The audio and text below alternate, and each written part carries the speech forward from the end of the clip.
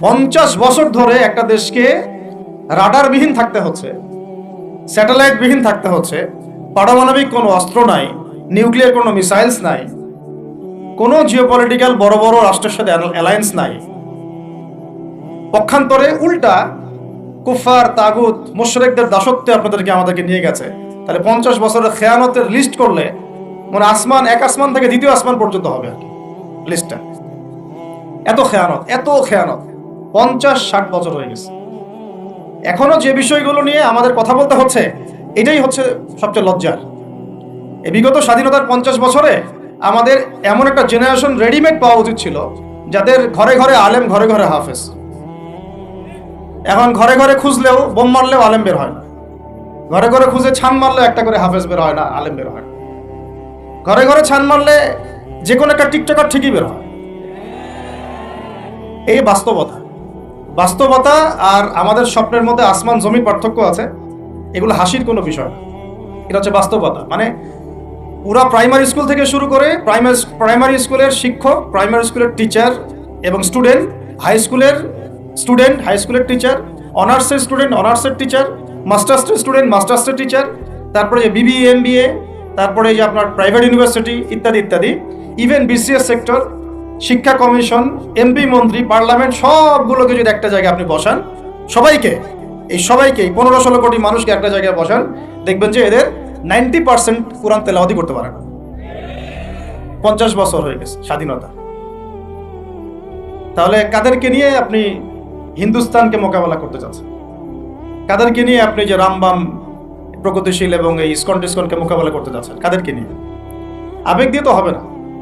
আর তাদের ব্যাপারটা তো এতই স্ট্রং, তারা তো এমনভাবে তাদের মানে আগ্রাসন লালন করছে যে ওরা যদি পারত এখন পুরো বাংলাদেশটাকে ওদের মানচিত্রভুক্ত করে ফেলত। ষড়যন্ত্র কিন্তু এই পর্যন্ত, এটা আমরা বুঝি আর না বুঝি। আর আমরা তো খুব সাম্প্রদায়িক সম্প্রীতির বয়ান দিচ্ছে এখন আর কি। বিগত সময়ে কিছু রাজনীতি হয়েছে জঙ্গিবাদ শব্দ দিয়ে রাজনীতি করা হয়েছে। এটা থাকুক আর না থাকুক, বায়বীয়ভাবে একটা প্রতিষ্ঠা করার চেষ্টা করা হয়েছে, এটা দিয়ে রাজনীতি করা হয়েছে। সবাই সবার স্বার্থে কথাটাকে ব্যবহার করেছে। আসলে এটা একটা বায়বীয় শব্দ ছিল, কোনো অস্তিত্ব নাই। এখন রাজনীতি করা হচ্ছে নতুন করে সংখ্যালঘু শব্দ দিয়ে। কি দিয়ে? সংখ্যালঘু। তো সংখ্যালঘু শব্দ দিয়ে যে রাজনীতি করা হয়, তো সংখ্যালঘু যারা, তারা সংখ্যাগুরু কমিউনিটির মধ্যে সাইফুর রহমানকে এভাবে দিনে দুপুরে কুপিয়ে হত্যা করে কিভাবে? আমরা তো সংখ্যাগরিষ্ঠ, তো সংখ্যাগরিষ্ঠ মানুষের মধ্যে একজনকে সংখ্যালঘু একজন হত্যা করে কিভাবে?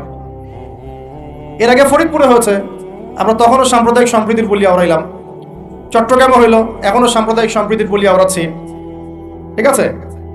এবং আমাদের সবাইকে বোঝানো হচ্ছে যে সবাই শান্ত থাকেন, কেউ কোনো রকমের টু শব্দ করবেন। আচ্ছা, করলাম না, শান্ত থাকলাম, ধৈর্য ধরলাম, ঠিক আছে। এরপরে যদি আরো 10 জনকে মারা হয় তখন আপনি আমাকে গ্যারান্টি দেন যে মারা হবে না। আপনারা আমাদেরকে গ্যারান্টি দেন যে মারা হবে না। যদি মারা হয় তখন আপনি বলছেন মারা হবে না ইনশাআল্লাহ, ঠিক আছে। যদি মারা হয় তখন, এখন আমি ধৈর্য ধরলাম, এখন আমি সাম্প্রদায়িক সম্প্রীতির কথা বললাম, এখন আমরা চুপ থাকলাম, কেউ এগ্রেসিভ কোনো ভূমিকায় গেলাম না, এবং যাওয়া উচিত না, ঠিক আছে, খালাস। আর আপনি আমাকে গ্যারান্টি দেন এই ঘটনাগুলো আগামীতে ঘটবে না। প্রশাসন গ্যারান্টি দেন, সরকারে যারা আছেন গ্যারান্টি দেন। দিতে পারবেন? যদি দিতে না পারেন, কেন পারবেন না? যদি দিতে না পারেন, তাহলে গ্যারান্টি কেন দিতে পারবেন না? তার মানে আপনার প্রশাসন ফেল করেছে এখানে। সেই ভাইকে হত্যা করা হয়েছে, সেই ভাইয়ের হত্যাকারী যদি 20 জন 30 জন হয়, প্রশাসনের পক্ষে এটা কোনো বিষয় না 30 জনকে কারাগারে নিয়ে আসা এবং আচ্ছা মতো রিমান্ডে সিদ্ধ ডিম ঢোকানো, কোনো বিষয় না। রিমান্ডে ওলামায়ে কেরামের পা ভেঙে দিতে পারেন, তাহলে এটা কেন পারছেন না? তাহলে আপনারা আসলে আমাদেরকে কানাকে মক্কা দেখাচ্ছেন, এই তো। এখন যদি গ্যারান্টি না দিতে পারেন, তার মানে এই সমস্যাটা থাকতে পারে। গ্যারান্টি না দিতে পারার অর্থই হচ্ছে আপনি নিজেই ভয় পাচ্ছেন, নিজেই আপনি শিওর না যে সমস্যাটা আসবে কিনা। কারণ আপনি জানেন যে আমি সমস্যাটাকে ডিল করতে পারি নাই, আসতেও পারে, এই জন্য আমি গ্যারান্টি দিতে পারছি না। আমাদের উপদেষ্টাদেরকে বলেন গ্যারান্টি দিতে যে এরকম ঘটনা আগামী তার কখনো ঘটবে না। আমরা তো সবাই শান্ত আছি, কেউ তো একটা টোকাও পর্যন্ত দেয়নি, কাউকে দিয়েছেন? আচ্ছা, ঠিক আছে। আবার আমি প্রশ্ন করছি, যদি গ্যারান্টি না দিতে পারে এবং না দিতে পারাটাই তাদের ব্যর্থতা, এবং এর যদি উপযুক্ত বিচার তারা করতে না পারে, না করতে পারাটাই ব্যর্থতা সংখ্যাগরিষ্ঠ মুসলিম রাষ্ট্রে, তাহলে এই ঘটনা যদি আগামী 1 বছরে, 2 বছরে, 5 বছরে আবারও রিপিটেড হয় এবং একজনের জায়গায় 3 জন, 4 জন, 5 জন, 10 জন পর্যন্ত পৌঁছায়, তখন আপনাদের ভাষাটা কি হবে? তখন আপনারা কি ভাষায় কথা বলবেন আর আমাদেরকে কি বুঝাবেন? এটা আমার প্রশ্ন। আরো প্রশ্ন আছে, সাইফুর রহমান যদি আপনার ছেলে হইতো তাহলে কি হতো? সাইফুর রহমান যদি আমাদের উপদেষ্টাদের কেউ হতো তাহলে কি হতো? সাইফুর রহমান যদি আমাদের যে ওলামায়ে কেরামগণ, শ্রদ্ধার সাথেই বলছি, বিনয়ের সাথে, আপনাদের যদি ছেলে হতো আপনারা কি সেম কথা বলতেন কিনা?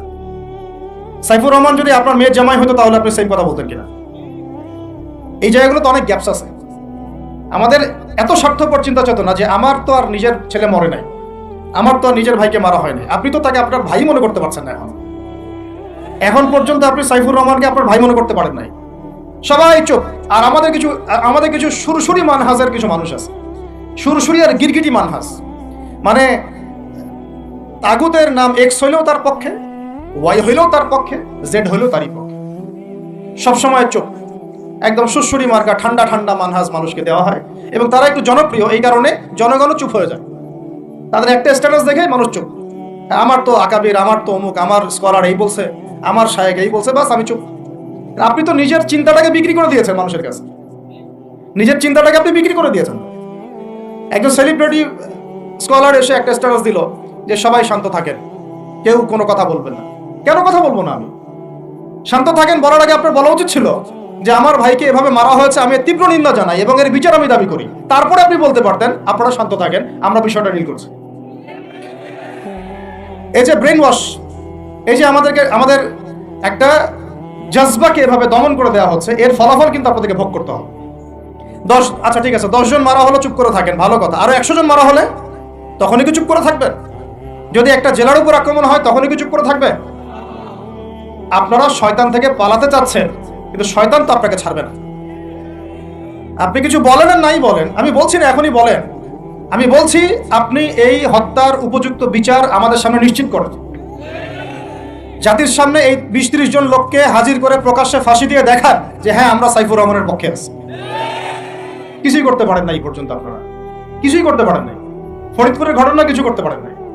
এরকম ঘটনা বিচ্ছিন্ন না, এরকম ঘটনা বাংলাদেশের লাস্ট 5 বছরে এবং বিগত 15 বছরে অনেকগুলো হয়েছে। কিছু ঘটনা আমরা জেনেছি, কিছু ঘটনা আমরা জানি না, বেশিরভাগই আমরা জানি না। তো এই যে সমস্যাগুলো আমি সিরাত থেকে কেন বলছি, কারণ সিরাতে আপনাকে এগুলো সমাধান দেবে। আর এই বিষয়টা আমাকে খুব পীড়া দিচ্ছে ভিতর থেকে, যেটা আমাদের আচরণ, আমরা যে এত বেশি মানে দাসত্বের একটা ইয়াতে চলে আসছি, মেজাজটা আমাদের দাসত্বের মধ্যে চলে আসছে। আমরা শত্রুর চোখে চোখ রেখে কথাই বলতে পারি না। শত্রুর চোখে চোখ রেখে কথা না বললে তো সে আমাকে দাম দিবে না। কই, সে তো চায়নার সাথে এসব ডিল করতে পারে না, সে তো ইভেন পাকিস্তানের সাথেও তো পারে না। পাকিস্তানে কি খুব মুসলিমদের ঐক্য আছে নাকি? নাই তো। ওর ইন্টারনাল অবস্থা তো আমাদের চেয়ে অনেক সময় খারাপ। কয়েকটা পারমাণবিক বোম আছে, এই কারণে তার দিকে তাকাতে পারে না। স্বাধীনতার 50 বছরে কয়টা মিসাইল তৈরি করলেন? একটাও তো তৈরি করার ফিকির করলেন। তাহলে বিগত 50 বছরের ইতিহাস যদি আমরা ঘাঁটি, তাহলে দেখব যে যত রকমের মানব রচিত তন্ত্রমন্ত্র আছে, এই তথাকথিত গণতন্ত্রই বলেন, আর এই জাতীয়তাবাদের কথাই বলেন, আর এই তথাকথিত ধর্মনিরপেক্ষতাবাদ, আর এই কমিউনিজম যা আছে সব ফেল করেছে।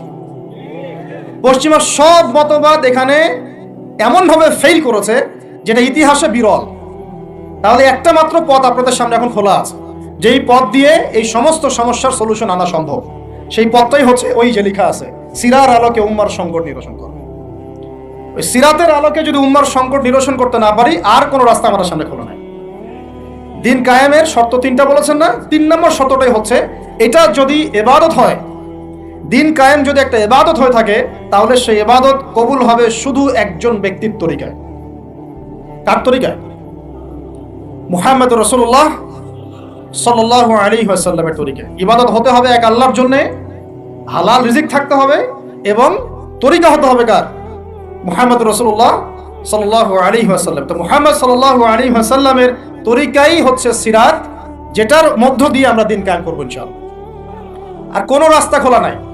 যত তন্ত্রমন্ত্র নিয়ে আসুক, যত তন্ত্রমন্ত্র, এখন তো 4টা-5টা আছে, আরো যদি নতুন কোনো তন্ত্রমন্ত্র নিয়ে আসে, তারপরেও এই জাতির মুক্তির কোনো পথ নাই সিরাত ছাড়া।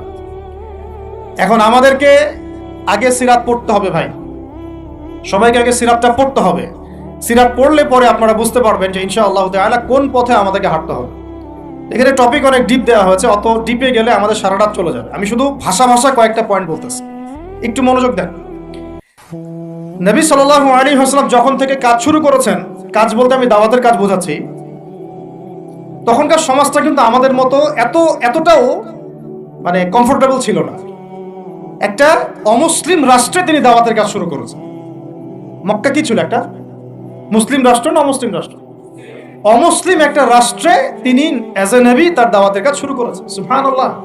এবং তিনি সেই রাষ্ট্রের একজন পরিচিত ব্যক্তিত্ব, যাকে আস-সাদিক আল-আমিন বলে ডাকা হয়, যার আগেও কোনো গুনাহ নাই, পরেও কোনো গুনাহ নাই। এমন একজন ব্যক্তিত্ব তিনি, যার আগেও কোনো গুনাহ নাই, পরেও কোনো গুনাহ নাই, এবং তিনি একটা অমুসলিম রাষ্ট্রে ওহী প্রাপ্ত হয়ে দাওয়াতের কাজ শুরু করলেন। আর আমরা তো মুসলিম রাষ্ট্রে বসে আছি, আমরা তো মক্কায় নাই। আমরা কি মক্কায় আছি? আমরা তো মক্কায় নাই। যদি মক্কায় না থাকি তাহলে এরকম নতজানু পররাষ্ট্রনীতি কেন? আমরা যদি মক্কার মতো পরিবেশে না থাকি তাহলে এত নতজানু পররাষ্ট্রনীতি কেন? তাহলে ভারতের মধ্যে আমাদের যে মুসলিম ভাইরা আছে তারা কি করবে? তাহলে ভারতে যে মুসলিম ভাইরা আছে তারা কি করবে? তারা কি ওদের পা ধরে ইয়ে করবে, সালাম করবে? হিন্দুদের পা ধরে সালাম করবে? বলেন তো। আমরা তো একটা মুসলিম রাষ্ট্রে আছি, তো মুসলিম রাষ্ট্রে থাকতে এত নতজানু পররাষ্ট্রনীতি কেন? এত দাসত্বের শৃঙ্খল কেন? তো তিনি দাওয়াতের কাজ শুরু করেছেন প্রথম কি দিয়ে, এটা একটা ফ্যাক্ট। আমরা আসলে আলোচনাগুলো আপনাদের চাইতে তাদের শোনা দরকার, যারা আলোচনা যারা করে আর কি। মানে আমি চাই বেশি বেশি তাদের সাথে কনভারসেশন করতে, যারা উম্মাকে নিয়ে ফিকির করেন, দাওয়াতের কাজ করতে চান, বা মুআল্লিম বা আলেম বা হাফেজ, তাদের সাথে কথা বলা দরকার। তাদেরকে আগে বোঝানো দরকার বিষয়গুলো। অনেকেই বুঝেন না। অনেকে বায়াবিও দাওয়াতি কাজ করছেন উইদাউট এনি প্ল্যাটফর্ম। অনেকে দাওয়াতি কাজ করছেন উইদাউট এনি কানেকশন উইথ ওলামা। আলেমদের সাথে কোনো কানেকশন নাই, দাওয়াতের কাজ করতে আসেন, একটা বায়াবিও প্ল্যাটফর্ম ক্রিয়েট করে রাখতেছেন। আমি আপনাদেরকে পুরা পথ পদ্ধতি এখানে গিলায় খাওয়াই দিতে পারবো, কিন্তু বিশ্বাস করেন গিলে খাওয়ার পরে আপনি কিছু করতে পারবেন। কেন পারবেন না? আপনার কোনো অ্যাসোসিয়েশন নাই, কোনো ফাউন্ডেশন নাই, কোনো সংগঠন নাই, কোনো রাজনৈতিক ক্ষমতা নাই, কোনো রাজনৈতিক দলও নাই, রাজনৈতিক কোনো অ্যাপ্রোচও নাই। কিন্তু একটা সেকুলার রাজনৈতিক দল আপনার চেয়ে ভালো ফিল্ড ওয়ার্ক করতে পারবে, কারণ তার চেইন অফ কমান্ড আছে। আমাদের তাওহীদপন্থীদের কোনো চেইন অফ কমান্ডই নাই।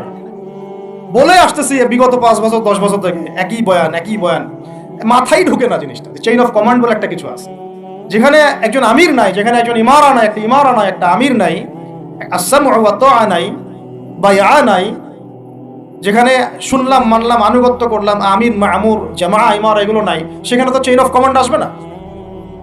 তাবলীগ জামাত কাজ করছে না? করছে কি না? একটা শুরা পর্ষদ আছে না? শুরায়ে নিজামি আছে না? আমির আছে না? কাজ করতেছে, ফলাফল পাচ্ছে মাশাআল্লাহ। জামাত ইসলাম কাজ করছে না? একটা চেইন অফ কমান্ড আছে, প্রত্যেকটা জেলায় জেলায় শাখা আছে, তারা তাদের উপরের লেভেল থেকে কোনো ডিরেকশন আসলে সেটাকে রুট লেভেলে বাস্তবায়ন করছে।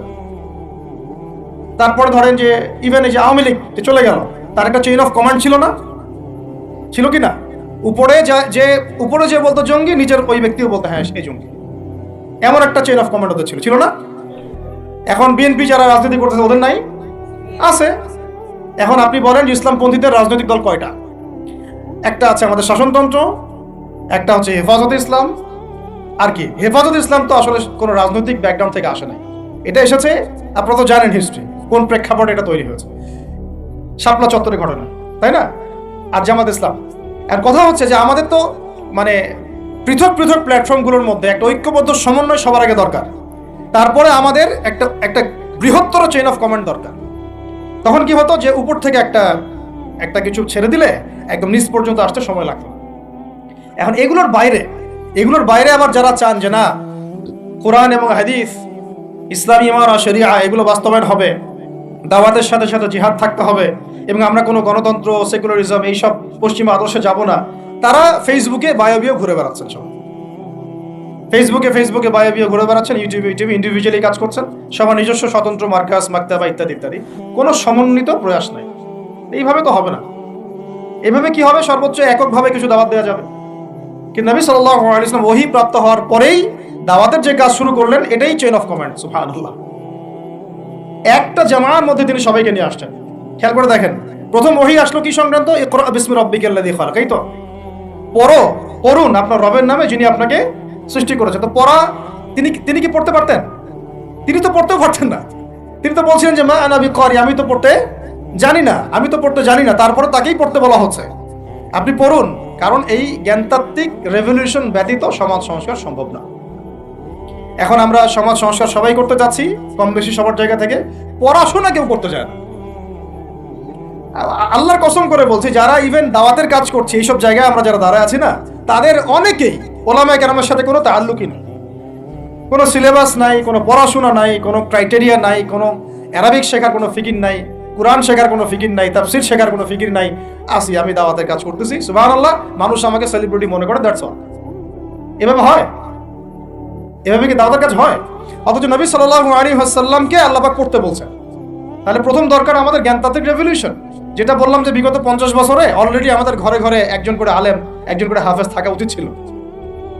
এটা বিগত 50 বছরের শিক্ষা সিস্টেমটা এমনভাবে সাজানো হয়েছিল যেটা একটা ধর্ম নিরপেক্ষ শিক্ষা সিস্টেম।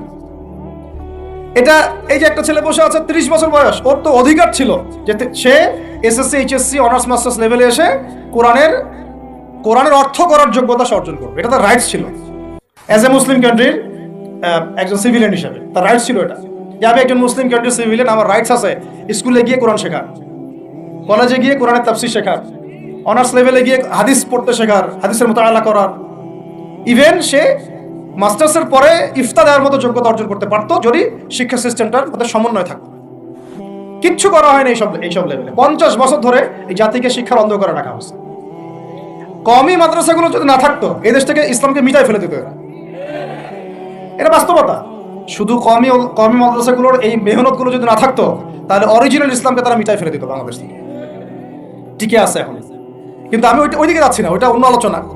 এটা আমাদের ভিতরের কথা হচ্ছে একজন জেনারেল শিক্ষিত ছেলে যে এদেশের মুসলিম নাগরিক, তার রাইটস আছে প্রাইমারি স্কুলে সে কোরআন তেলাওয়াত করা শিখতে পারে নাই। কেন পারে নাই?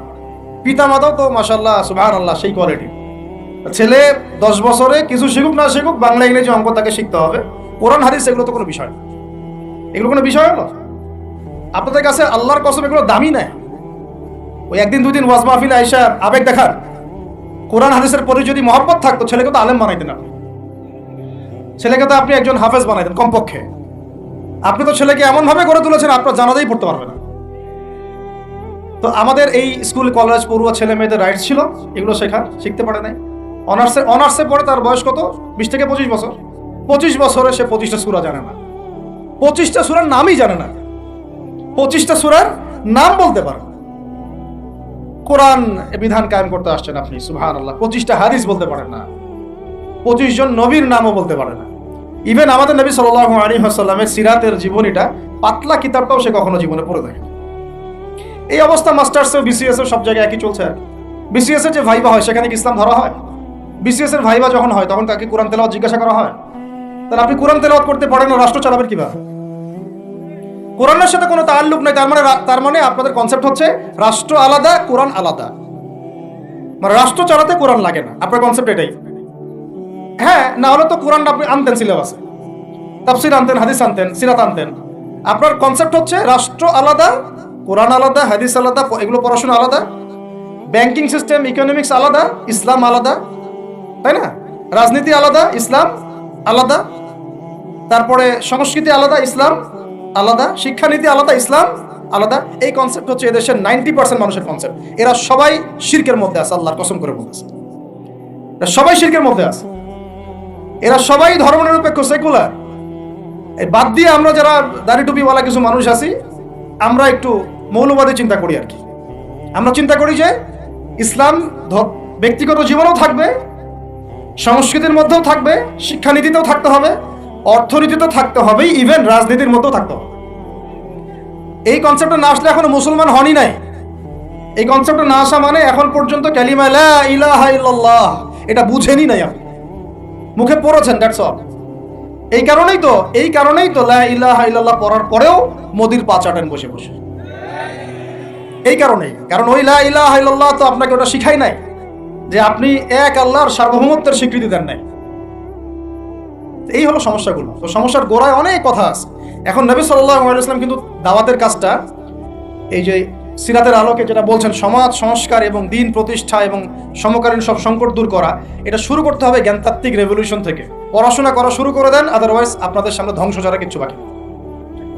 কি পড়াশোনা করবেন? অবশ্যই ইসলামিক কারিকুলাম থাকতে হবে, এরপরে আপনি জেনারেল লাইনের পড়াশোনা করেন, কোনো সমস্যা নেই। আর এই পড়াশোনা একা একা করা যাবে না, ওস্তাদের সহবত লাগবে, ওলামায়ে কেরামের সহবত লাগবে। আমি তো এটা বলি যে আপনি কারো লেকচার শোনার আগে আপনি আগে চেক করবেন যে তার ওস্তাদ কে, কোথায় সেদিন শেখে, কার কাছ থেকে সেদিন শেখে, কোত্থেকে সেই ইলমগুলো অর্জন করছে, তার লোক কোথায়। আবেগে ভাসলে হবে না এখন বিষয়টা। তো পড়াশোনার এখন যে আরো 20 বছর পড়াশোনা না করে আমি কোনো কাজ করতেই পারবো না এমনটাও না, কিন্তু পড়াশোনা আগে শুরু করেন। এখন আপনার কাজ পড়াশোনা শুরু করা, ইকরা বিসমি রাব্বিকাল্লাযী খালাকের হক আদায় করা এবং ওস্তাদের সহবতে থাকা। যেমন জেনারেল লাইনে পড়েছেন 20 বছর, একা একা কি পড়েছেন না, প্রতিষ্ঠানে গিয়েছেন, ডেইলি ক্লাস করেছেন, টিচারের সহবতে ছিলেন, বেতন দিয়েছেন, ব্যাসে থেকেছেন, তারপরে আরো কি করেছেন, বাবার জমি বিক্রি করে দিয়েছেন, বাবা মায়ের জমি বিক্রি করে। সেম অন্তত পক্ষে এতটুকু যতটুকু আপনি জেনারেল লাইনের জন্য করেছেন, জেনারেল লাইনে যদি যতটুকু করেছেন, ত্যাগ, শ্রম, মেধা খরচ, কষ্ট স্বীকার করা, এর যদি অর্ধেকও যদি দিন শিক্ষার জন্য করতে না পারেন, আপনি নিজেও মুনাফিক। আমরা নিজেরাও মুনাফিক। তখন বেশক আমাদের মধ্যে নেফাকি আছে। সুবহানাল্লাহ, আপনি একটা ডিগ্রির জন্য একেবারে 20 বছর ঢালতে পারেন, 20 কোটি টাকা ঢালতে পারেন, বাপের জমি বিক্রি করতে পারেন, বেঁচে থাকতে পারেন, ঢাকা বিশ্ববিদ্যালয়ের সেই লাইফ লিড করতে পারেন, এক বিছানায় 2 জন থাকি, ফ্লোরের মধ্যে ফ্লোরিং করে থাকা, হাজার হাজার লাখ লাখ টাকা খরচ করা, কষ্ট করে সকালে ওঠা, রাত জাগা, পড়া, পরীক্ষা দেওয়া, অ্যাসাইনমেন্ট, কত কি। আমি তো জানি এগুলো, আপনারা তো অনেকে না জানেন, আমি তো জানি, আমরা তো ইউনিভার্সিটিতে পড়েছি। এই পরিশ্রমগুলো আপনি করছেন অনলি ফর একটা সার্টিফিকেট আর একটা চাকরির জন্য, আর এর 10% কেন 5% আপনি করতে চান না দিনী শিক্ষার জন্য। তো আমি মুনাফিক না হলে এই পৃথিবীতে আর মুনাফিক কে আছে? তো এই মুনাফিকদেরকে দিয়ে আপনি দিন কায়েম করবেন নাকি? শোনেন, আবেগ দিয়ে বিপ্লব হয়, আবেগ দিয়ে কি হয়? আবেগ দিয়ে বিপ্লব হতে পারে, আবেগ দিয়ে শরিয়া খিলাফা কায়েম হয় না। আবেগী হয়ে একটা বিপ্লব হতে পারে, কিন্তু আবেগ দিয়ে শুধু আবেগ দিয়ে শরিয়া খিলাফা কায়েম হবে না।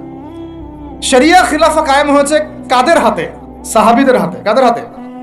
আমাদের জিন্দেগি যখন সাহাবীওয়ালা হবে তখন শরিয়া কায়েম হবে। পড়াশোনা করে না, সাহাবীওয়ালা জিন্দেগি কিভাবে যাপন করবে? ওলামায়ে কেরামের সাথে তাআল্লুক নাই, সাহাবীওয়ালা জীবন কিভাবে যাপন করবে? নামাজের ঠিক নাই, সাহাবীওয়ালা জীবন হইল কিভাবে? কোরআন তেলাওয়াত করতে পারে না, সাহাবীওয়ালা জীবন হইল? দিনের জন্য আমর বিল মারুফ নাহি আনিল মুনকারের কাজ নাই, ওই যোগ্যতাও নাই, তাহলে সাহাবীওয়ালা জীবন হইল কি? চেহারা সুরতের মধ্যে ইসলাম নাই, সুন্নতের প্রতি পাবন্দি নাই, সাহাবীওয়ালা জিন্দেগি হলো কি? সাহাবীদের হাতে বদর যুদ্ধ হয়েছে, জয়লাভ করেছে। উহুদ প্রায় জিতেইছে, এটা জিতেই বলা যায়, সাময়িক বিপর্যয় হয়েছে। খন্দক, খায়বার, মুতা, ইয়ারমুক কাঁপিয়ে দিয়েছে কারা? সাহাবীরা। তো সাহাবীওয়ালা ঈমান, সাহাবীওয়ালা আমল, সাহাবীওয়ালা আখলাক, সাহাবীওয়ালা মেহনত হলে পরে বাংলার মাটিতে দিন কায়েম হবে। না হওয়া পর্যন্ত এই লাভঝাপ করতে থাকা, আজকে এই বিষয় কালকে ওই বিষয়, আজকে এই ইস্যু কালকে এই ইস্যু, এগুলো চলতে থাকে। আমরা এটা চাই না। আমরা চাই, এখন যেহেতু দাওয়াতের একটা সুবর্ণ সুযোগ আমাদের সামনে এসেছে, এখন যেহেতু আল্লাহ পাক, এটা আল্লাহ পাকের রহমত, এখানে সবাই ক্রেডিট নেওয়ার প্রতিযোগিতায় লিপ্ত আছে। আমার ক্রেডিট হয়েছে, আমি এই করেছি, আমি সেই করেছি। এখন তো এমন দেখা যাচ্ছে যে ওই সময় কিছু বলেও নাই, সেও এসে এখন প্রধান উপদেষ্টার পাশ আটতেছে বসে বসে। কি সুবহানাল্লাহ! মানে রক্ত দিল এক ভাই, মানে বছরের পর বছর কারাগারে পচে মরলো একদল, বছরের পর বছর, দিনের পর দিন, মাসের পর মাস আয়না ঘরে ধুকে ধুকে মরলো আর একদল। ঠিক আছে, বললাম তখন থেকে বের হলে কেউ সুস্থ থাকে না। বছরের পর বছর মামলা মোকদ্দমা হচ্ছে একদল, এক একজনের ঘাড়ে 3টা 4টা 5টা 10টা 20টা করে মামলা। হ্যাঁ, তারপরে বছরের পর বছর এই ফ্যাসিজমের বিরুদ্ধে দাঁড়ানোর কারণে দেশ থেকে বিতাড়িত হয়েছে একদল, হয় নাই? শাপলা চত্বরে রক্ত দিয়েছে আর একদল। তারপরে এই ছাত্র ভাইদের হাজার হাজার পঙ্গু হয়ে পড়ে আছে বিভিন্ন জায়গায় আর একদল, আর শত শত মানুষ রাস্তায় প্রাণ দিল আর একদল, আর উড়ে এসে জুড়ে ক্ষমতায় বসলো আর একদল। সার্কাস চলতেছে, এবং এখন তাদের লেজুর ভিত্তি করতেছে আরেক দল, তাদের লেজুর ভিত্তি করতেছে নতুন আর একটা সম্প্রদায়, নতুন এক প্রাণী। তার চক্ষু লজ্জাও নাই এদের, চক্ষু লজ্জাটুকু না। এক তাগুত ছিল, সেই তাগুত আল্লাহ বিরোধী কাজ করত, কিছু ভাই এর প্রতিবাদ করত, যারা প্রতিবাদ করতো ওদেরকে এরা বলতো খারেজি, এদের মানহাজ ঠিক নাই, আকীদা ঠিক নাই, এরা উগ্র, ইত্যাদি ইত্যাদি। এবং তাদের কারণেই কিন্তু এই ভাইগুলোকে আয়না করে যেতে হয়েছে। এটা খোলামেলা বলে দিলাম, এদের কারণেই এই ভাইদেরকে কোথায় যেতে হয়েছে? আয়না করে যেতে হয়েছে। তারপরে ছাত্র ভাইরা দেখা গেল যে বিপ্লব করে প্রতিবাদ করে একদম এই সরকার ফেলে দিল। ফেলে দেওয়ার পরে যখন আবার নতুন কেউ আসলো, এই নতুন যারা আসলো তাদের পাচাটা আবার ফরজ হয়ে গেল। তখন হইল ফতোয়া কি? সরকার আনুগত্য করা ফরজ। ইসলাম শিখতেছেন এদের কাছ থেকে আপনারা অনেকেই। আমি এগুলো বলতে গেলে একটু হাইপার হয়ে যায়, আল্লাহ পাক মাফ করেন। আস্তাগফিরুল্লাহ আল্লাযী লা ইলাহা ইল্লা হুয়াল হাইয়ুল কাইয়ুম ওয়া আতুবু ইলাইহি। মূল পয়েন্টে আসি, অনেক লম্বা আলোচনা করতে পারবো না। এই শুরুটা করবেন কোত্থেকে বলেন? না, শুরুটা করবেন একবার ইখলাস ঠিক রাখা। দিন কায়েম করব সিরাতের পদ্ধতিতে। অন্য কোনো পদ্ধতি আছে? আব্রাহাম লিঙ্কনের পদ্ধতি চলবে? কার্ল মার্কসের পদ্ধতি চলবে? ওই চীনের মাও সেতুংয়ের পদ্ধতি চলবে? ওই ইতালির মুসোলিনির পদ্ধতি চলবে? কার পদ্ধতিতে দিন কায়েম করব? একমাত্র মুহাম্মদ রাসূলুল্লাহ সাল্লাল্লাহু আলাইহি ওয়াসাল্লামের শেখানো সিরাতের সুন্নতেই আগাতে হবে। এখন আগাতে গিয়ে প্রথম কাজ আপনার আমার কি? ইখলাস ঠিক রাখা, রিজিক হালাল করা, নবীর তরিকা ফলো করা, তারপরে দিনের ইলম অর্জন করা। একা একা ইলম অর্জন করবেন? ওলামায়ে কেরাম খুঁজে বের করবেন। ওলামায়ে কেরাম সব জায়গাতেই আছে, আলহামদুলিল্লাহ, এটা আমাদের সৌভাগ্য। আর আপনি দেখবেন যে কারা নিজেদেরকে জাহির করে না, মুহাক্কিক ওলামায়ে কেরাম নিজেকে জাহির করেন না। হকপন্থী ওলামায়ে কেরাম যারা, তারা নিজেদেরকে এভাবে জাহির করেন না, ইজহার করেন না যে আমি এত বড় পণ্ডিত, আসো আমার কাছে, এইভাবে তারা কথা বলেন না। বরং তারা নিজেদেরকে আড়াল করে চলেন, তারা বিনয়ী হন। এবং আপনারা দেখবেন না যে আহলে ফেসবুক ওয়াল জামায়াতের মধ্যে কার পপুলারিটি বেশি, এইটা দেখতে যাবেন না। আপনারা দেখতে যাবেন বড় বড় ওলামায়ে কেরাম কার পিছনে ছোটেন। মুহাক্কিক আলেম খুঁজবেন কিভাবে? আপনি দেখবেন না যে অমুক ভাই তমুক ভাই, আমাদের এই ভাইরা কার পিছনে ছোটে, বরং আপনি দেখবেন যে হ্যাঁ, বড় বড় ওলামায়ে কেরামগণ কার পিছনে ছোটেন, এবং সেই মূল উৎস থেকে জ্ঞান অর্জন করার চেষ্টা করবেন। ইনশাআল্লাহ তৌফিক দান করেন, আমিন। এটা ছাড়া আপনারা জ্ঞান অর্জন হবে না, এবং জ্ঞানের সাথে যে আদব সেটাও শিখতে পারবেন না। আদবের সাথে তাআল্লুক হচ্ছে তাসাউফের, সেটাও শিখতে পারবেন না। এবং তাসকিয়া, এই তাসকিয়া অর্জন হবে। আল্লাহ পাক আমাদেরকে তাসকিয়া অর্জন করার তৌফিক দান করেন। ইলম শিখবো, তারপরে কাজ হচ্ছে আমাদের আমল বাড়িয়ে দেওয়া। আল্লাহ নবী সাল্লাল্লাহু আলাইহি ওয়াসাল্লাম সাহাবায়ে কেরামকে শুধু জ্ঞান শিখতেন নাকি আমলও করতেন? সবচেয়ে বেশি পরহেজগার ব্যক্তি কে এই উম্মতের মধ্যে বলেন? আমাদের নবী সাল্লাল্লাহু আলাইহি ওয়াসাল্লাম। হ্যাঁ, তিনি তো অবশ্যই। তারপরে আবু বকর রাদিয়াল্লাহু আনহু, ওমর ইবনে খাত্তাব, আলী ইবনে আবি তালেব, উসমান বিন আফফান রাদিয়াল্লাহু আনহু আজমাইন, প্রত্যেক সাহাবী। তো সাহাবীদের আমল একটু দেখেন, সারাদিন রাত তারা কেমন কি করতেন, কিভাবে কাটাতেন। আমরা আমাদের দিনের একটা বড় অংশ অপচয় করে নষ্ট করি। তারা সময় নষ্ট করতেন না, বরং তারা প্রত্যেকটা সময়কে কাজে লাগাতেন। প্রত্যেকদিন একদিন ওই হাদিসটা আপনারা তো জানেন। একদিন নবী সাল্লাল্লাহু আলাইহি ওয়াসাল্লাম বললেন, আজকে জামাতের সাথে নামাজগুলো পড়েছে কে? আবু বকর রাদিয়াল্লাহু আনহু হাত তুললেন না, আমি পড়েছি। আজকে সদকা করেছে কে? আমি। আজকে সওম রেখেছে কে? আমি। আজকে জানাজায় শরীক হয়েছে কে? আমি। এরকম অনেকগুলো আমলের কথা নবীজি বলেন, সবগুলোই দেখা গেল আবু বকর রাদিয়াল্লাহু আনহু করেছেন। সুবহানাল্লাহ, একদিনে সব আমল। এভাবে তারা দিন কাটাতেন। আপনি আর আমি যদি জুমার দিনে মসজিদে আসি তাহলে তো সমস্যা ভাই, আমাদের দ্বারা তো হবে না। আল্লাহ পাক আমাদেরকে যেন ইসলাহ করার তৌফিক দান করেন, আমিন। আমল বাড়িয়ে দেওয়া। এবার দেখেন, এবার এই জায়গাটুকু বুঝেন, নবী সাল্লাল্লাহু আলাইহি ওয়াসাল্লাম দাওয়াতের কাজ শুরু করে প্রথমেই প্রকাশ্যে দাওয়াত কিন্তু দেন নাই। প্রথমে তিনি 3 বছর, কত বছর? তিনটা বছর তিনি গোপনে দাওয়াত দিয়েছেন। কত বছর? 3 বছর গোপনে দাওয়াত দিয়েছেন। এখন এই গোপনে দাওয়াত দেওয়ার পরিবেশ আমাদের এখানে দরকার নাই। কেন নাই? কারণ আমাদের এখানে স্পষ্ট দাওয়াত হয়ে গেছে না? এখন তো আমাদের এখানে মক্কার মতো অবস্থা না যে আবার প্রথম 3 বছর গোপনে দাওয়াত দিতে হবে কি? এখন আরো বরং প্রকাশ্যে দাওয়াত দিতে হবে, আলহামদুলিল্লাহ। এই যে বলছিলাম যে এটা আল্লাহ পাকের রহমত যে আমরা এই সময়টা পেয়েছি। এখানে কারো কিন্তু ব্যক্তিগত কোনো ক্রেডিট নেওয়ার সুযোগ নাই। এই যে এখন দাওয়াতের একটা উত্তম প্ল্যাটফর্ম পাওয়া যাচ্ছে, ক্ষেত্র পাওয়া যাচ্ছে, খোলাভাবে কথা বলা যাচ্ছে, এটা কারো রহমত। এটাকে কাজে লাগিয়ে আরো 5 বছর 10 বছর আমাদেরকে দাওয়াত দিতে হবে। কিসের দাওয়াত? দিন কায়েমের দাওয়াত। কিসের দাওয়াত? ইসলাম ব্যক্তি জীবনে আছে, ইসলামকে এখন নিয়ে যেতে হবে সমাজে, ইসলামকে নিয়ে যেতে হবে অর্থনীতিতে, ইসলামকে নিতে হবে রাজনীতির মধ্যে। ইসলাম যখন সমাজে, অর্থনীতিতে, সংস্কৃতিতে, শিক্ষানীতিতে এবং রাজনৈতিক ক্ষেত্রে যাবে, তখন আমরা ইনশাআল্লাহ চূড়ান্ত বিজয় লাভ করব। এখন যদি পার্শ্ববর্তী শত্রু রাষ্ট্রগুলো আমাদেরকে আক্রমণ করে, আপনি তো ব্যক্তিগতভাবে জিহাদের ঘোষণা দিতে পারবো না, পারবেন? কিন্তু এখন যদি আমার আপনার হাতে রাজনৈতিক ক্ষমতা থাকতো, তাহলে আমরা দেখাই দিতাম যে একজন সাইফুরকে মারলে কতজনের লাশ পড়ে। একজন ফেলানিকে যদি কাঁটাতারে ঝুলাই দেওয়া হয়, ওরকম 10টা বিএসএফ কে মারার ক্ষমতা আমাদের আছে। এই শক্তি সামর্থ্য আমাদের ভাইদের আছে। আমাদের দাওয়াতের কাজ শুধু আমভাবে জনগণের মধ্যে করলে হবে না, পুলিশের মধ্যে দাওয়াতের কাজ করতে হবে, র্যাবের মধ্যে দাওয়াতের কাজ করতে হবে, আমাদের আনসারদের মধ্যে দাওয়াতের কাজ করতে হবে, বিজিবির ভাইদেরকে প্রশিক্ষিত করতে হবে। সবচেয়ে বড় কথা, আমাদের সেনাবাহিনীকে, বিমান বাহিনীকে শক্তিশালী করতে হবে। অত্যাধুনিক অস্ত্র তাদের হাতে থাকতে হবে এবং তাদের মধ্যে সবকিছুই আছে, মাশাআল্লাহ, পটেনশিয়াল আছে, প্রতিভা আছে, শারীরিক শক্তি আছে, ট্রেনিং আছে। ইমানটাকে মজবুত করতে হবে, তাদেরকে ইমানের দাস দেওয়া লাগবে। আপনারা যারা শুনবেন এগুলো, লেকচার অনলাইনে এগুলো শুনবেন, তারা ইনশাআল্লাহ শুধুমাত্র জাতিসংঘের একটা মিশনকে জীবনের লক্ষ্য বানাবেন না। আপনারা জাতিসংঘের একটা মিশনে যাওয়া আপনার জীবনের লক্ষ্য না। আপনাকে যদি আল্লাহ পাক প্রশাসনিক দায়িত্ব দিয়ে থাকেন, আল্লাহর জন্য শহীদ হওয়াটা আপনার জীবনের সবচেয়ে বড় সৌভাগ্য। এইদিকে আমরা তো তাদেরকে এখন হাঁটাতে পারছি না, কারণ ওই ক্ষমতা আপনার আমার হাতে নাই। ইসলামকে ওই রাজনৈতিক জায়গায় নিতে হলে সিরাতের সুন্নতে আগাতে হবে। আল্লাহ পাক তৌফিক দান করুন। এবার প্রকাশ্যে দাওয়াত শুরু হলো 4 নম্বর বছর থেকে 10ম বছর পর্যন্ত। এই প্রকাশ্যে দাওয়াত যখন শুরু হয়েছে, তখনই ব্যাপক নির্যাতন শুরু হয়েছে, ব্যাপক নির্যাতন।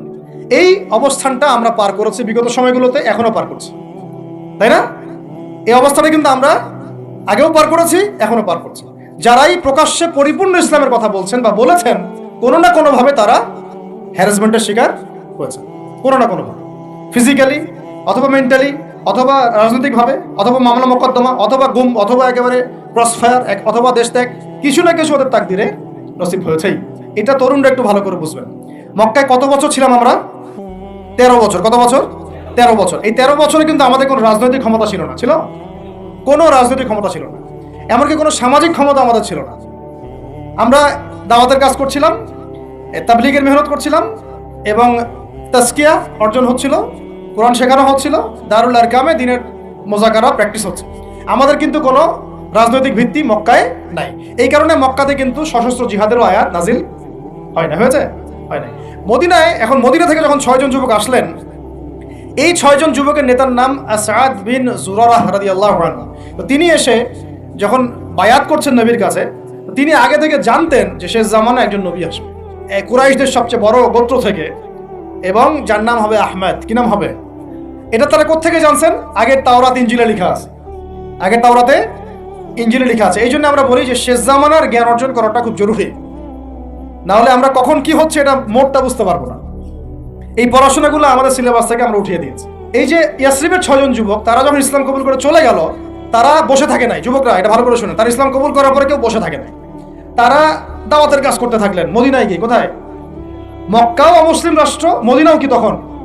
তখন কিন্তু অমুসলিম রাষ্ট্র, তখন কিন্তু সবাই মদিনার ইসলাম কবুল করে নাই। আর আমরা বসে আছি বাংলাদেশে, মুসলিম রাষ্ট্রে, তাও দাওয়াতের কাজ নাই। কথা বুঝতে পারছেন? তারা অমুসলিম রাষ্ট্রে নিজের জীবনের ঝুঁকি নিয়ে, তারা তো তখন সবাই কাফের, মুশরিক, তাই না, মূর্তি পূজারী, তাদের মধ্যে দাওয়াতের কাজ করেছে। যেমন ভারত একটা রাষ্ট্র, এটা একেবারে মূর্তি পূজারী রাষ্ট্র, তাই না, গরুর গোবর টোবর খেয়ে বেড়াচ্ছে। তো এইরকম রাষ্ট্রে তারা দাওয়াতের কাজ করেছেন, তাওহীদের কালিমা লা ইলাহা ইল্লাল্লাহর কথা বলেছেন। আর আমাদের এই দেশে কথা বলতেই কলিজা কাঁপে। বিষয়টা বুঝতে পারেন, তারা সাহাবীদের সাথে আমাদের কত পার্থক্য, তাই না? তো তারা ওই মদিনায় এবার দাওয়াতের কাজ করতে থাকলেন। আর দাওয়াতের কাজ করতে করতে পরের বছর 12 জনকে ইসলাম কবুল করালেন। কতজন? এবার 12 জন মিলে আবার আসছেন পরের বছর আকাবার বায়াতে। এই 12 জনকে নবী সাল্লাল্লাহু আলাইহি ওয়াসাল্লাম বায়াত করালেন। বায়াত একটা কিন্তু গুরুত্বপূর্ণ বিষয় ইসলাম। আপনি মুখে মুখে একজনকে ভালোবাসেন, হ্যাঁ অমুক আলেমকে আমি খুব ভালোবাসি, অমুক ওস্তাদকে, অমুক শাইখকে আমি খুব ভালোবাসি, কিন্তু আপনি তার হাতে বায়াতবদ্ধ না। এই ভালোবাসা একদিন থাকবে, একদিন নাও থাকতে পারে, ঠিক আছে? কিন্তু আপনি যখন কোনো মুহাক্কিক, কোনো আলেমের কাছে, কোনো বুজুর্গের কাছে, আল্লাহর ওলির কাছে বায়াতবদ্ধ থাকবেন, আপনার জীবনটা একটা গোছানো শৃঙ্খলার মধ্যে থাকবে। তার মাশওয়ারা ছাড়া আপনি ডানে বামে তখন উঠতে পারবেন। এটা জরুরি জিনিস ছিল, এটা আমরা স্কিপ করেছি। আর এটাকে অনেক কিছু ক্ষেত্রে কিছু ভণ্ড পীর নিয়েছে আর কি, তখন ওটা বিতর্কিত হয়ে গেছে। কিন্তু এটা কিন্তু একটা গুরুত্বপূর্ণ কাজ ছিল। যেমন আপনি কারো হাতে বায়াতবদ্ধ, তার মানে আপনি তাকে আপনার মুরব্বী মানেন। আপনার কি মানেন? মুরব্বী। এই সিলসিলা চলে আসছে রাসূল সাল্লাল্লাহু আলাইহি ওয়াসাল্লাম থেকে। এখন এই 12 জনকে নবীজি বায়াত করালেন। এই 12 জন একটা রিকোয়েস্ট করলো, ইয়া রাসূলুল্লাহ, আমাদের মদিনা একটা উর্বর জায়গা, আপনি যদি আপনার সাহাবীদের মধ্যে একজন যোগ্য সাহাবীকে পাঠাতেন, তাহলে উনি গিয়ে মদিনায় দাওয়াতের কাজ করতো, তাহলে ইসলাম আরো সম্প্রসারিত হতো। এটা কাদের কথা ছিল? এই 12 জন। তো এবার নবী সাল্লাল্লাহু আলাইহি ওয়াসাল্লাম, সুবহানাল্লাহ, আবু বকর রাদিয়াল্লাহু আনহুকে না, উমর রাদিয়াল্লাহু আনহুকেও না, হামজা রাদিয়াল্লাহু আনহুকেও না, হ্যাঁ আর কে, আব্দুর রহমান বিন আউফ রাদিয়াল্লাহু আনহুকেও না, জান্নাতের সুসংবাদ প্রাপ্ত 10 জন সাহাবীর যে লিস্ট আছে, এই লিস্টের কোন সাহাবীকে তিনি পাঠালেন না। বরং তিনি একজন ধনীর দুলাল, ধনীর দুলাল ছিলেন, ইসলামের জন্য সব বিসর্জন দিয়েছেন, এমনভাবে বিসর্জন দিয়েছেন যে তার গায়ে ফসকা পড়ে গিয়েছিল। উহুদ যুদ্ধের দিন তাকে দাফন করা হয়েছে শাহাদাতের পরে, মানে কাফনের 2 টুকরা কাপড় পর্যন্ত পাওয়া যায় নাই, কিন্তু তিনি ছিলেন মক্কার ধনীর দুলাল, যার পারফিউমের গন্ধ মানে এক রাস্তা দিয়ে হাঁটলে ওই রাস্তা সবাই পেত যে হ্যাঁ এটা ওই ব্যক্তির পারফিউমের, ওই ব্যক্তির পারফিউম। তার মতো কাপড় আর কারো ছিল না। এত লাক্সারিয়াস লাইফ লিড করতেন, বাংলাদেশের সবচেয়ে কোটিপতি ছেলের মতো মনে করেন। এইরকম ধনীর একজন দুলাল ইসলাম কবুল করার পর তার অবস্থা এমন হয়েছে যে তাকে এক কাপড়ে দাফন করা হয়েছে, সুবহানাল্লাহ, তা উহুদের মাঠে। বিখ্যাত সাহাবী, বিখ্যাত দাঈ ইলাল্লাহ, তার নাম মুসআব বিন উমাইর রাদিয়াল্লাহু আনহু। মুসআব বিন উমাইর নাম মুখস্থ থাকবে তো ইনশাআল্লাহ, এগুলা মুখস্থ করার উচিত।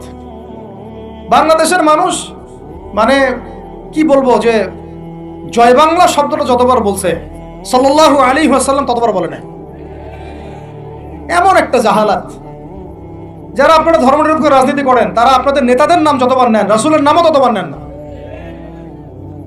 আবার আপনারা যারা ধর্মনিরপেক্ষ রাজনীতি করেন আপনারা আপনাদের নেতার নাম যতবার নেন দিনে, আল্লাহ রসুলের নামও ততবার নেন না। তাহলে কিভাবে আপনাদের দ্বারা আমাদের কম সফল হবে, কিভাবে সফল হবে? তো এখান থেকে শেষ হয়ে যাবে ইনশাআল্লাহ, একটু ধৈর্য ধরেন। এই যে 12 জন যুবকের কথা বললাম, তার সাথে দাঈ সাহাবীকে পাঠানো হলো, তার নাম কি?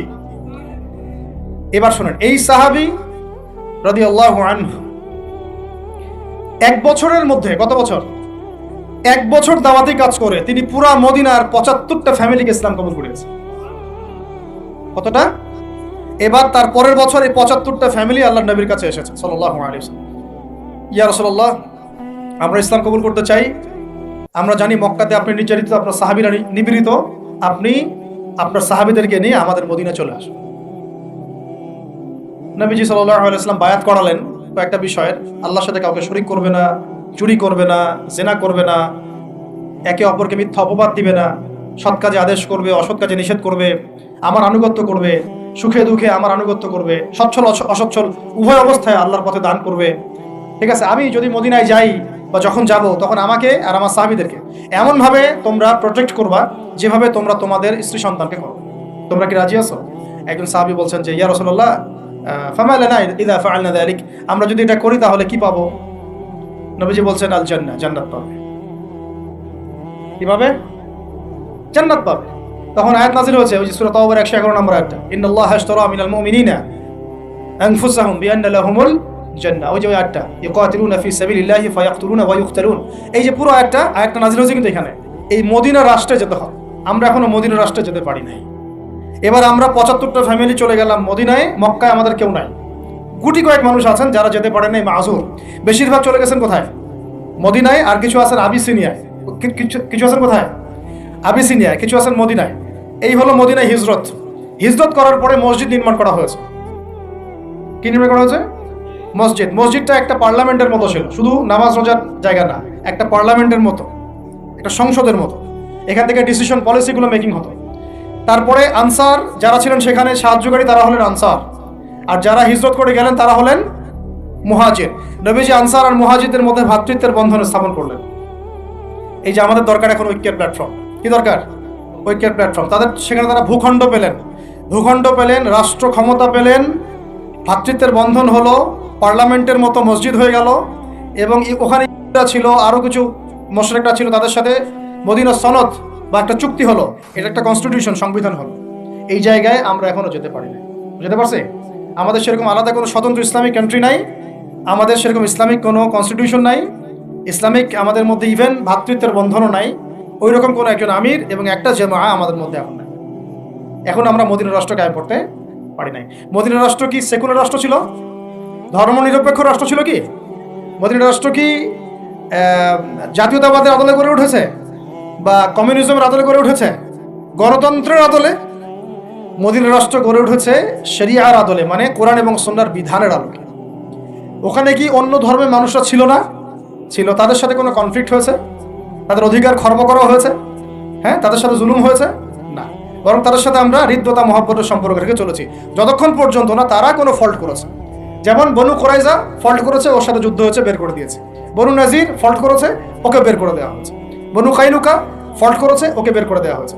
যখন যে চুক্তি ভঙ্গ করেছে তখন তার সাথে আমরা আক্রমণাত্মক আচরণ করেছি, শাস্তিমূলক।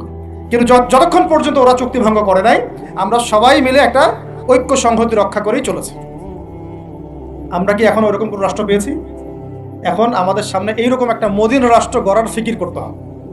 এই জায়গায় যদি ইসলামকে আমরা নিতে না পারি বাংলার জমিনে, তাহলে না হবে মদিনা, আর না হবে সেখান থেকে কোনো মক্কা বিজয়। মক্কা বিজয় কি আগে হয়েছে? না আগে মদিনা রাষ্ট্র কায়েম হয়েছে? তো মদিনা রাষ্ট্র কায়েম করার আগেই আমাদের অনেক আমির সাহেব তারা আবার গণক্ষমা ঘোষণা করছেন। মন খারাপ করেন আপনারা আবার? হ্যাঁ, আমাদের অনেক আমির কি করছেন? গণক্ষমা ঘোষণা করছেন। আপনি তো মক্কা বিজয় করেন না এখনো যে গণক্ষমা ঘোষণা করবেন। কেন গণক্ষমা ঘোষণা করবেন? কোন অধিকারে, কোন রাইটসে? তারা তো জুলুমের উপর জুলুম করেছে, জুলুমের উপর জুলুম, হত্যার উপর হত্যা, গুমের উপর গুম, খুনের উপর খুন, ক্রসফায়ারের উপর ক্রসফায়ার। আপনি কে গণক্ষমা করার? এটা তো জনগণ করবে। আপনাকে তো একা অথরিটি দেওয়া হয় নাই। আর আপনি তো মদিনা রাষ্ট্রের আমিরও নন, আর মক্কা বিজয়ের আমিরও নন। এই যে অতিরিক্ত ডিপ্লোমেসি অ্যাপ্লাই করতে যান আপনারা, গণতান্ত্রিক রাজনীতি যারা করতে যান, আপনারা সিরাতের সুন্নত থেকে হারায় যান। সিরাতের সুন্নত না, আমাদের এখন যাইতে হবে মদিনা রাষ্ট্রে। তো মদিনা রাষ্ট্র কি এটা আগে বুঝবেন। একটা নির্দিষ্ট রাষ্ট্র যেটা আমাদের আছে, মাশাআল্লাহ আছে তো, বাংলাদেশ যদি ধরি আছে তো একটা রাষ্ট্র। লাগবে জনসংখ্যা আছে তো, লাগবে মুসলিম সংখ্যাগরিষ্ঠতা আছে তো, লাগবে মুসলিমদের মধ্যে ভ্রাতৃত্বের বন্ধন, এইটা হয়তো নাই। এটা আমাদের করতে হবে। যে ভ্রাতৃত্ব জায়গায় দুর্বলতা সেটা অচিরেই ঘুচিয়ে ফেলতে হবে। আল্লাহ পাক তৌফিক দান করেন। লাগবে ইসলামিক সংবিধান আছে নাই, 50 বছরও হয়েছে, তাহলে এখন সংবিধান সংস্কারের প্রশ্ন আসলে সবাইকে জবাব দিতে হবে, হ্যাঁ সংস্কার চাই, ইসলামিক সংবিধান চাই। ব্যাস খালাস। ওইটা না হলে তো আপনার রাষ্ট্র ইসলামিক হবে না। ওইটা না হলে কি রাষ্ট্র ইসলামিক হবে? আমাদের আবেগ, কেউ লিখে দিল উপরে বিসমিল্লাহির রহমানির রহিম, মানব রচিত সংবিধানের উপরে লিখে দিল বিসমিল্লাহির রহমানির রহিম। বাঙালি তো একদম আবেগে মাতোয়ারা। আরে বাপরে বাপ, আমাদের তো সংবিধানে বিসমিল্লাহ আছে। বিসমিল্লাহ বলে ভাই মদ খাইলে লাভটা কি? নিচে তো মদের লাইসেন্সের দেওয়ার কথাও আছে, নিচে তো ট্রান্সজেন্ডারও আছে, নিচে তো আরো অনেক কিছুই আছে, সমকামিতাও আসতেছে। তো বিসমিল্লাহ উপরে থাকলে আমার লাভ কি আর ক্ষতি কি? বিসমিল্লাহ উপরে থাকার পর যখন A to Z ইসলামিক থাকবে তখন বুঝবে হ্যাঁ এটা ইসলামিক কনস্টিটিউশন হয়েছে। আছে ওটা নাই? তাহলে এটা করতে হবে। তারপরে দেখবেন একজন আমাদের প্রেসিডেন্ট লাগবে, মুসলিম প্রেসিডেন্ট, যিনি উমর রাদিয়াল্লাহু আনহুর মতো ইনসাফ আদালত কায়েম করবেন ইনশাআল্লাহ। এবং আমরা আনসার ও মুহাজিরদের মধ্যে ভ্রাতৃত্বের বন্ধনে থাকবো, আপোষের মধ্যে কোনো দলে যাব, তাদের আনুগত্য করে চলবো ইনশাআল্লাহ। আছে এরকম কিছু হয়েছে? হয় নাই। এরপরে নবী সাল্লাল্লাহু আলাইহি ওয়াসাল্লাম সামরিক বাহিনী গঠন করেছেন, এটা আমাদের আছে মাশাআল্লাহ। খালি তাদেরকে ইমানি প্রশিক্ষণ দেওয়া দরকার। এরপরে নবী সাল্লাল্লাহু আলাইহি ওয়াসাল্লাম অর্থনৈতিক ভিত্তি শক্ত করেছেন। আমাদের দেশে অর্থনৈতিক ভিত্তি শক্ত করার সুযোগ নাই? অবশ্যই আছে, এবং আমরা এটা করতে পারবো ইনশাআল্লাহ।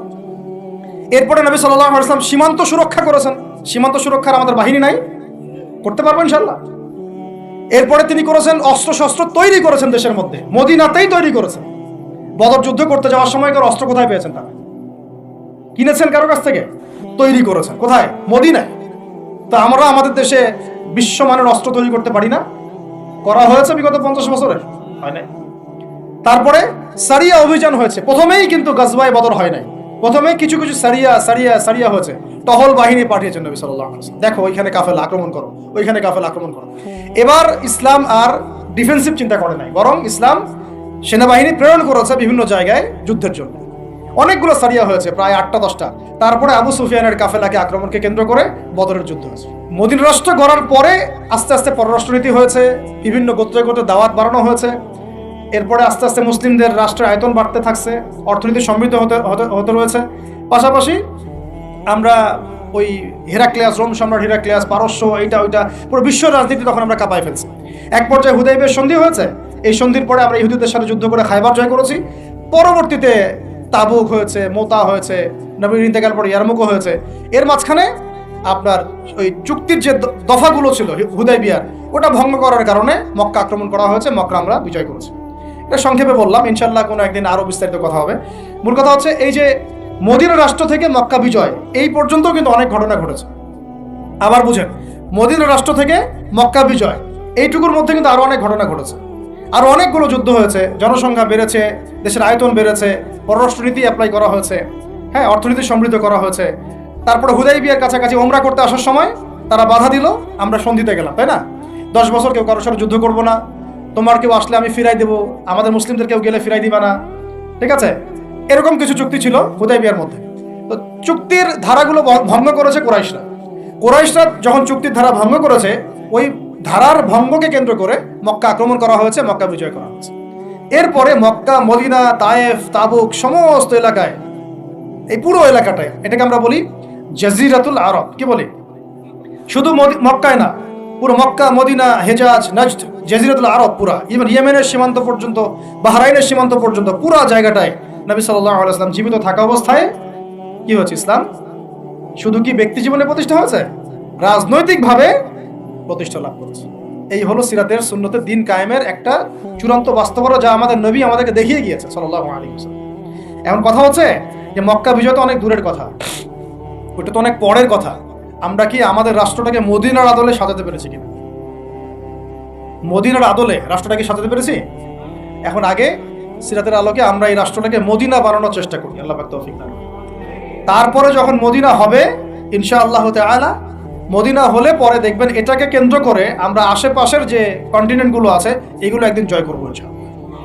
ওরা মানচিত্র পরিবর্তন করতে যাচ্ছে, মানচিত্র পরিবর্তন হবে ইনশাআল্লাহ, তবে ওদের হাতে না, আমাদের হাতে হবে ইনশাআল্লাহ। এটা কিন্তু গাল গল্প না, হাদিসে অনেক ইঙ্গিত আছে, আমি ওই হাদিসগুলো নিয়ে আজকে আলোচনা করতেছি। হাদিসে এরকম অনেক ইঙ্গিতই আছে, ঠিক আছে? যে এখন আপনারা যে ওয়ার্ল্ড অর্ডারে যাচ্ছেন, এই ওয়ার্ল্ড অর্ডারে এই যুদ্ধ বিগ্রহ ছাড়া কোনো অপশন নেই। এগুলো চলতে থাকবে। খোরাসান, ইয়েমেন, সিরিয়া, শাম, প্যালেস্টাইন সব জায়গা মুসলিমদের করতলগত হবে ইনশাআল্লাহ। ওই দিকেই বিশ্বের প্রেক্ষাপট আগাচ্ছে, আগাবেও। এটা স্কিপ করতে আপনারা আর পারবেন না, কেউ পারবে না। এখন এখান থেকে যারা পালায় বাঁচতে চাবে ওরাও ধরা খাবে, যারা সম্মুখ সারিতে থেকে যুদ্ধ করবে ওরাও ইনশাআল্লাহ সাফল্যমণ্ডিত হবে ইনশাআল্লাহ। আমরা কোন পথ বেছে নেব সেটা আমাদেরকে ফিকির করতে হবে। সবার আগে আমাদের ফিকির হবে কি? এই রাষ্ট্রটাকে মদিনার আদলে একটা রাষ্ট্রে পরিণত করা। আল্লাহ পাক আমাদেরকে সেই তৌফিক দান করেন। তারপরে ইনশাআল্লাহ সাপের লেজ কাটলে মাথাও কাটবো ইনশাআল্লাহ।